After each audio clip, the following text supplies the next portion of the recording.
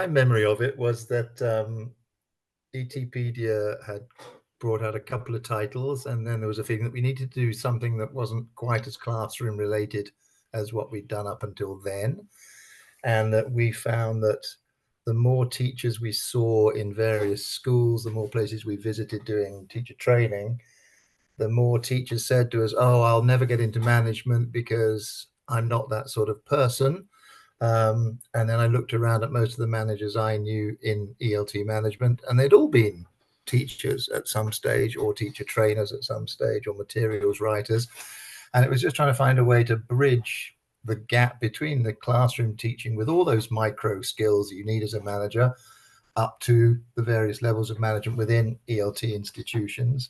And I think the three of us felt that there were loads of advice and tips available that weren't really written down anywhere at that time. There were quite academic tomes on management, but nothing, as Keith says, as practical and serious but not dull, i.e. fun, which is why we decided to sort of put the idea forward for management. I've been working in the school that I'm currently in London for 23 years now, and I started as Director of Studies, then moving into Academic Director and now Principal.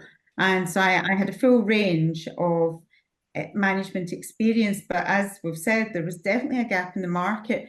And when I started years and years ago in academic management and following the kind of the teacher development path, there was nothing really for me to refer to. And for me, it was a very personal experience as well, because I felt that the years of experience that I had learned from my peers here at the school that I'm in, I was very much able to consolidate all of that and put it down in very practical terms.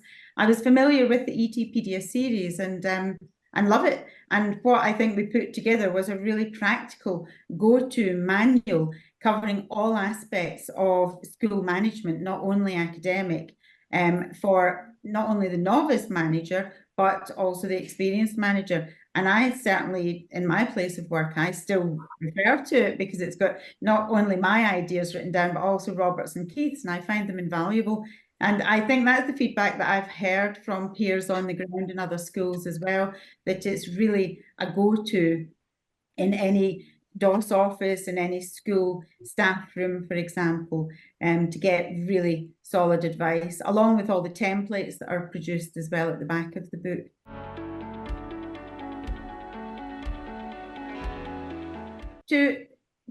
As any manager at any level, to recognise our achievements on a daily basis and remember that we are only human, not to beat ourselves up. We're trying our best and we're doing our best, and with a supportive team around us. I think really for me, the piece of advice is recognise your achievements every single day, getting through bits of your to-do list, problems that you solve, things that are thrown at us, your organisational skills, the things that go out the window. Recognise how you've dealt with them. Of course, reflect and think how you could have done something better or differently. But really to think at the end of the day, management can be a lonely place. It can just be you and this book. And so I would say, walk away from your desk every evening thinking, I did a good job there, and recognising that. And I would also say, with that in mind and thinking about people, for me, the key to management is we're managing teams, so never be too busy for the people, whether it be students or your peers or your teams. But don't get bogged down in admin. Admin is crucial, but behind every admin move, every admin system that we have is a person, and the system impacts on the person. So I think those are my couple of bits of advice there.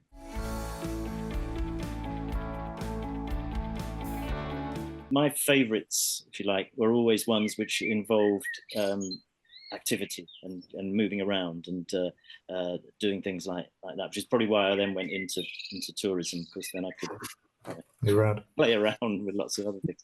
But there is a very strong connection between that, and particularly when we were getting people from a lot more international students as well, generally. So,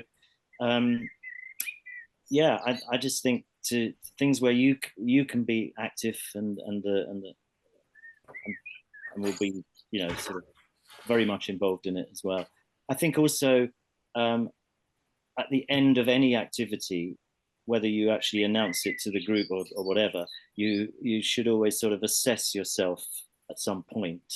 Doesn't have to be to anyone else at all, but just to sort of think back and think, I really did that really well. I'm really pleased, and to accelerate that, to stress that for yourself, and also then to think, well, perhaps I didn't, what do I need to do as well? So self-evaluation, I think, is important for any management role. I think what I would also like to add is we're all talking a little about our favourites here, and we've all got our favourite units and the things that we wrote.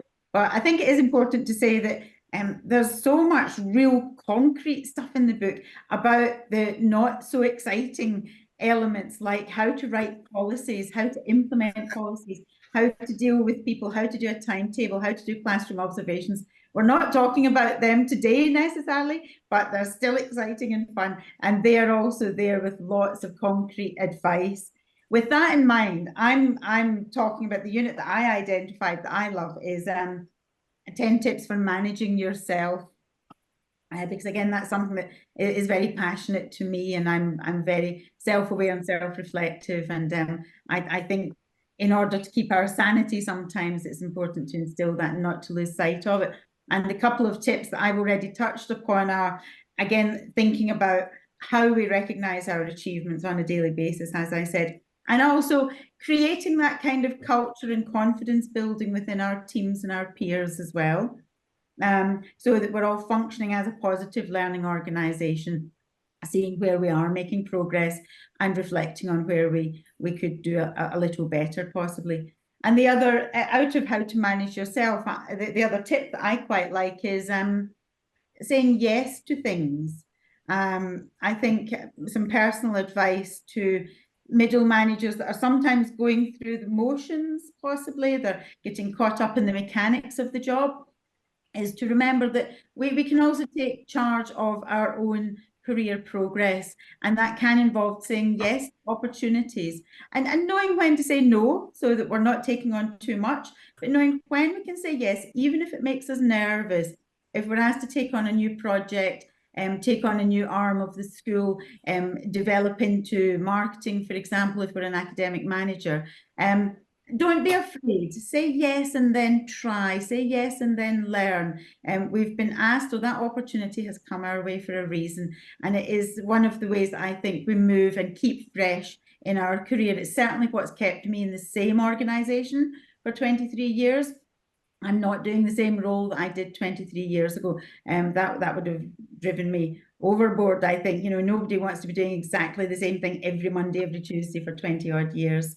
And just to finish with that, the quote that I took from this was a quote from Sarah Mercer at the University of Graz. And I'm just going to read this, because basically what I'm talking about is well-being of staff and the practicalities of it.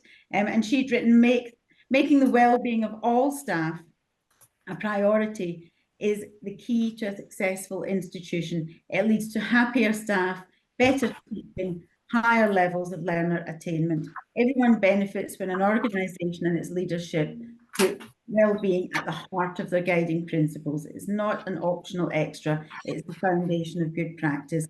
And I think for me, that's an area that I'm very passionate about in running a school here in the UK.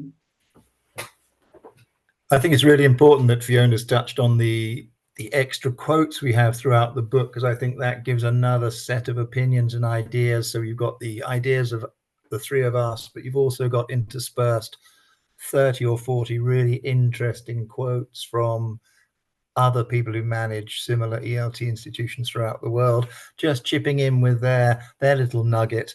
And when we look at every unit which has 10 ideas, it's really worth underlining that even as the author, we would probably have 7 of those ideas. The co-authors would add another few ideas. Then we'd cut that list back to 10. But if you're using the book in any other way, you're more than welcome to add, number 11, number 12, number 13, and delete 2, 4, and 7, because they don't always work for everybody. But I think the whole point of ETpedia is that it is it's quite malleable, it generates thought, it generates discussion, and it lends itself just for you to be able to dip in, take out an idea, run with it, evolve it, make it better for your own particular institution. And the unit I particularly like to sort of talk about is misconceptions that people have about managers, which is not a sort of anti-management page at all, but it's just taking things that people have said about managers in the past, such as, oh, they're out of touch, they never listen, they have their favorites, and just saying, yes, they're all possibly true, but for good reasons. And with every idea, there's always going to be the counter idea. They might be out of touch with reality at the moment because managers are probably thinking about future plans, trying to make slight changes to how things are. Managers will not be in the classroom 40 hours a week. They probably can't always express their own personal opinion, because on certain things they're simply not allowed to, but it doesn't make them inhuman people. And managers often think of the organization before the individual. Yes, they do, but no, they don't, because that organization is always made up of a group of individuals, and no manager can afford to ignore really any one of those individuals who add up to the team that we're all trying to lead and manage.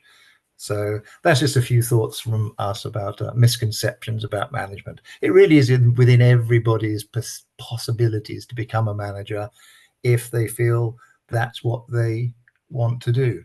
And I know people who've done it for a couple of years and gone back to teaching. I know people who've gone into it and gone off on another direction. That's one of the great things about ELT, is it's not a totally linear career path. It's quite cyclical, cyclable, whatever. I think all the templates at the back of the book give really focused advice.